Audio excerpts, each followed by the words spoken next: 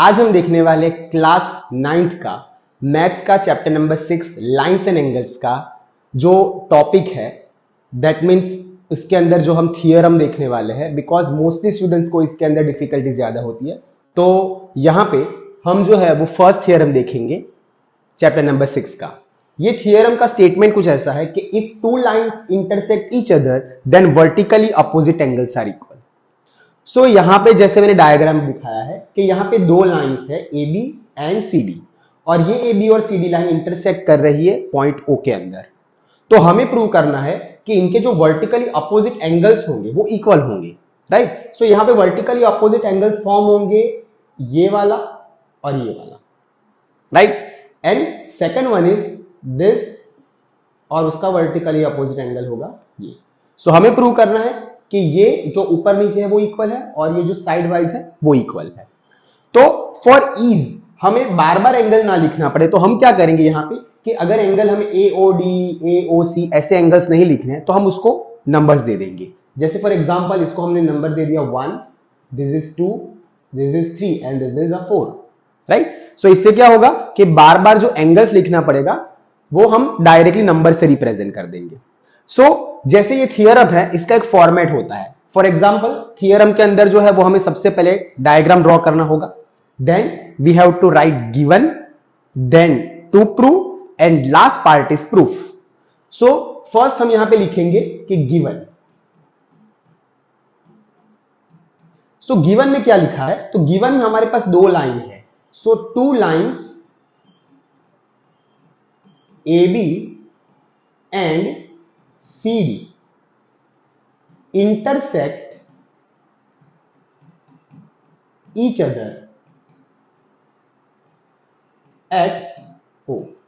तो यहां पे गिवन में मतलब आपको जो डायग्राम में देखा, मतलब आप जो डायग्राम में देख सकते हो तो वो आपको लिखना है कि AB एंड CD ये दो लाइन इंटरसेक्ट कर रही O पॉइंट के अंदर। Then next is to prove, मतलब हमें क्या प्रूव करना है। तो टू प्रूव के अंदर हमें करना है कि वर्टिकली अपोजिट एंगल्स इक्वल होंगे। फॉर एग्जांपल यहां पे हम लिखेंगे angle 1 is equal to angle 3, मतलब ये दो वर्टिकली अपोजिट एंगल है तो हम उसको नंबर से रिप्रेजेंट कर देंगे।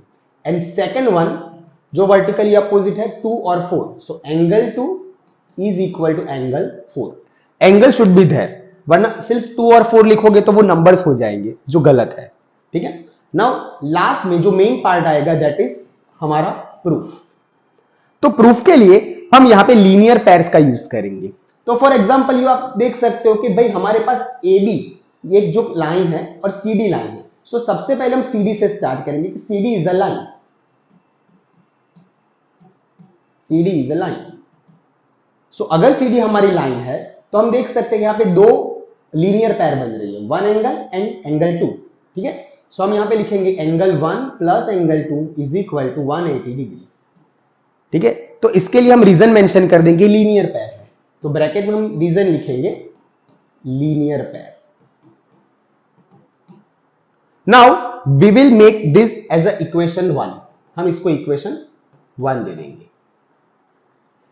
अभी आप देख सकते हो कि AB जो है वो भी एक लाइन है, यू कैन सी। सो यहां पे अगेन हम लिखेंगे AB is a line. So अगर AB लाइन है तो हम ये जो AB है उसके ऊपर भी लीनियर पेयर बन रहे हैं 1 and 4, as you can see ये लीनियर पेयर है 1 and angle 4। So angle 1 plus angle 4 is equals to 180 degree. Again यहां पे जैसे ऊपर रीजन लिखा है यहां पे भी रीजन लिखेंगे लीनियर पेयर, राइट। इसको हम इक्वेशन नंबर 2 दे देंगे।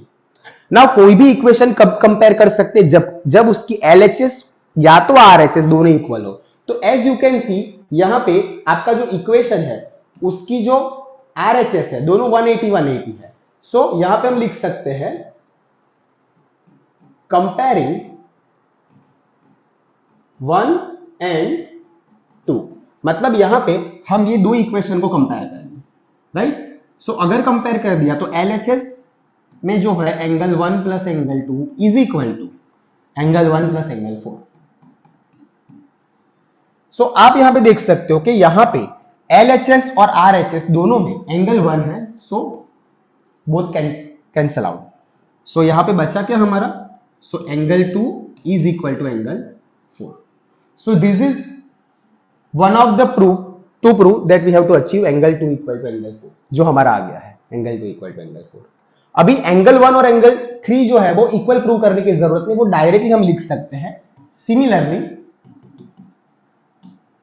We can prove angle 1 is equal to angle 3. मतलब उसको आपको दिखाने की जरूरत नहीं, सिमिलरली करके लिख देना कि हम ऐसे प्रूव कर सकते हैं. सो यहां पे हमारा जो टू प्रूफ है वो पार्ट खत्म होता है और यहां पे हम लिख देंगे हेंस प्रूफ. ये हमारा प्रूव हो चुका है. तो ये था हमारा थियरम 6.1 जो स्टैंडर्ड 9 का एक इंपॉर्टेंट टॉपिक है.